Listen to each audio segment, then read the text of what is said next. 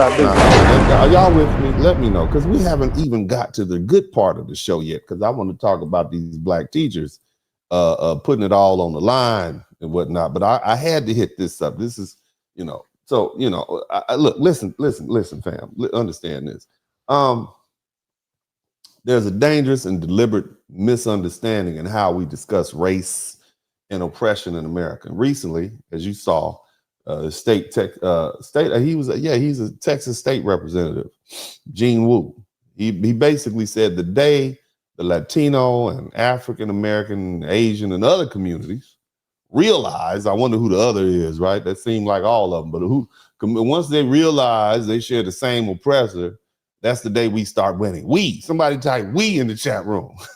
See, I disagree with that. And I disagree with the framing of that. And let me correct it. Here's how I would say: the day Latino, Asian, and other communities realize that they share the same oppressor that foundational Black Americans have been dealing with, that's the day we start winning. Okay? Because we, as foundational Black Americans, have always known who the oppressor was. Matter of fact, the oppressor let us know who they were when we got here. You understand? And we've never been confused at all. But we find time and time again is that when we fight for justice and we break down barriers, when we do that, okay, everyone benefits. And when it's time for others to stand with us, there's hesitation, there's silence, and worse, there's betrayal. You understand me? We were the ones that got the Hart-Celler Act of 1965 passed with the help of our great civil rights leaders. And as soon as y'all came over here, y'all just start practicing anti-Black racism against us, right? And to take a look at the Asian Americans and their opposition to DEI at Harvard, right? Think about how Latinos treat Afro-Latinos in their own countries, whether we talking about Colombia, Brazil, or wherever, okay? We put in the work, but when it's time to reciprocate, we stand alone. Now let's talk about what's really happening. Let's talk about it. There's a reason why certain groups are suddenly acknowledging the historical support they receive from African Americans. It's not gratitude. It's about survival. They see the shifting political environment.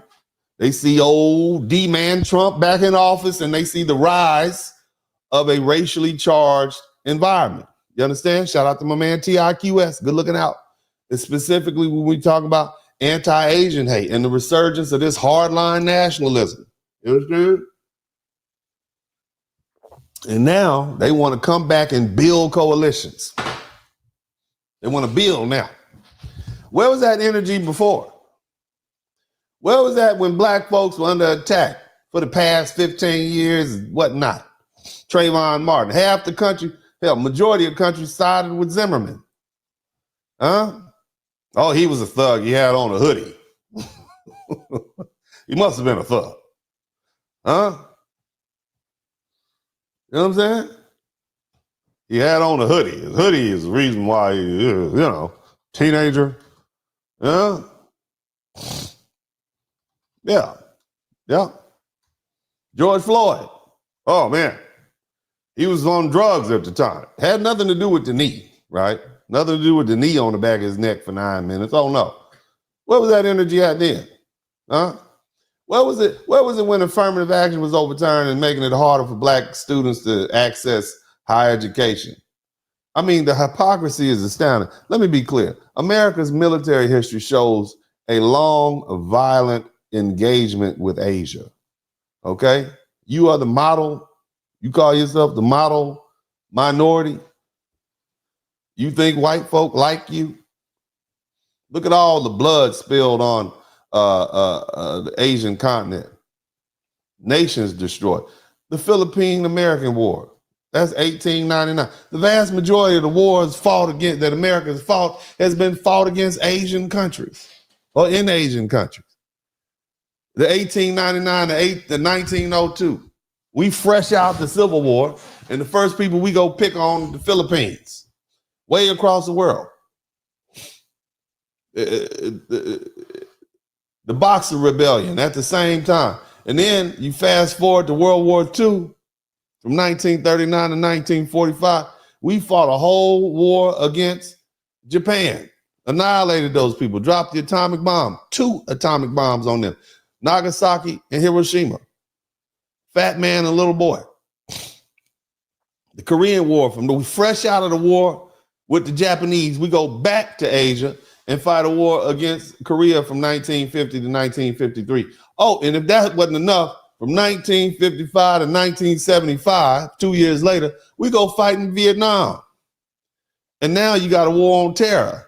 And although we say, we're fighting in the Middle East to what? The Middle East to Asia. And yet, despite the history, many Asian Americans still uphold white supremacist ideals and call themselves the model minority while ignoring who has stood with them.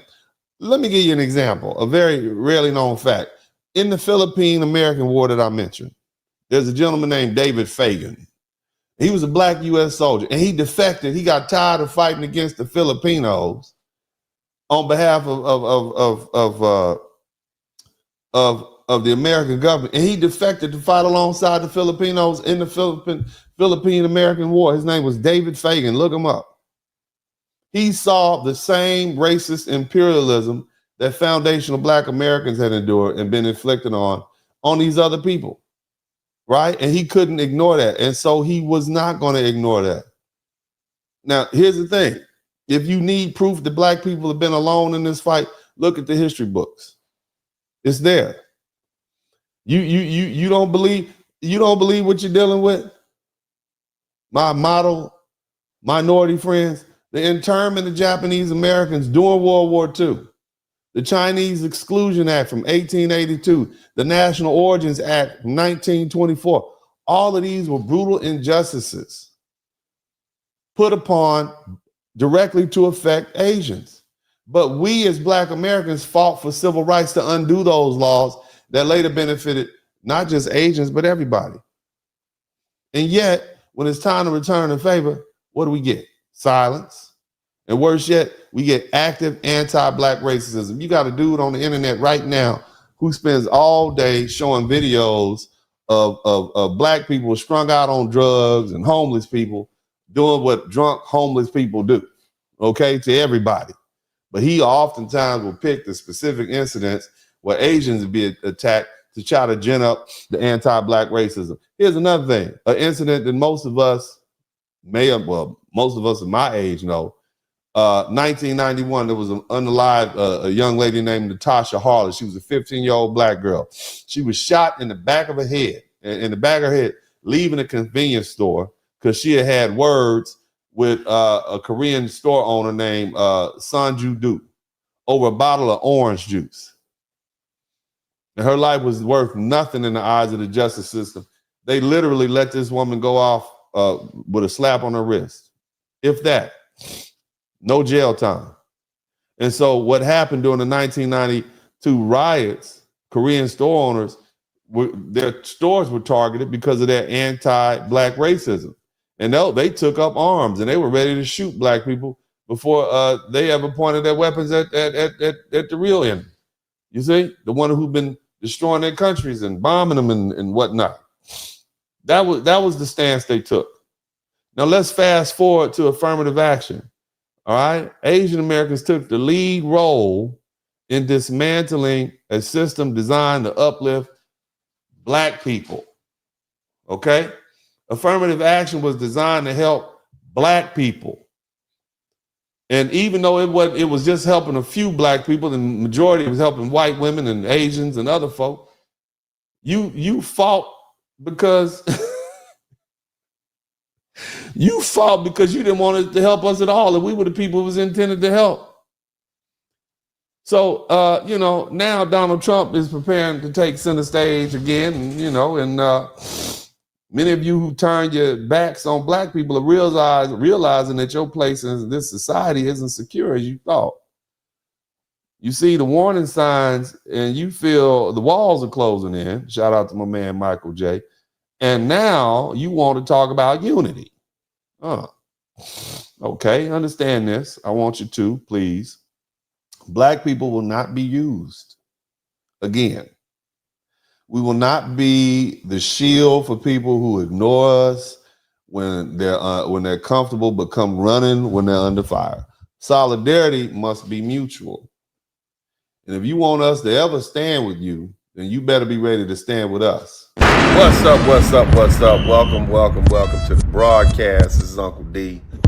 People wash their ass in the tub, Kamala Harris.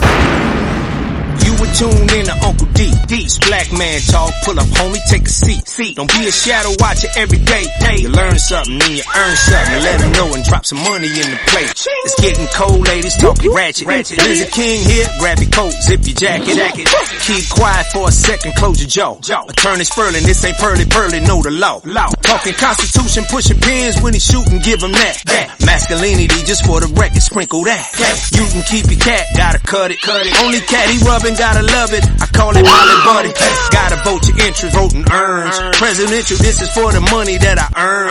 When you gon' learn, my people, that evil mixed with evil. No matter what you're doing, baby, this ain't equal. Sometimes when you're special, you get hated. The test is for the best, you're damn right, my people made it. Uncle D, Blizzard King, you've been served, gotta know this now. Black men out here know we winning, gotta hold it now. Uncle D, you've been served, get your notice now. Black men out here know we winning, gotta hold it now. Uncle D, you've been served, get your notice now. Black men out here know we winning, gotta hold it now. Uncle D, you've been served, get your notice now. Black men out here know we winning, gotta hold it now. Hey man, I'll do what I do. Somebody need to whip your ass. Get up and whip him, Sweets. Hey, don't be putting the money in my hand all rough. Take your ass out here. You buy you a Flowbee and cut your own damn hair from now on.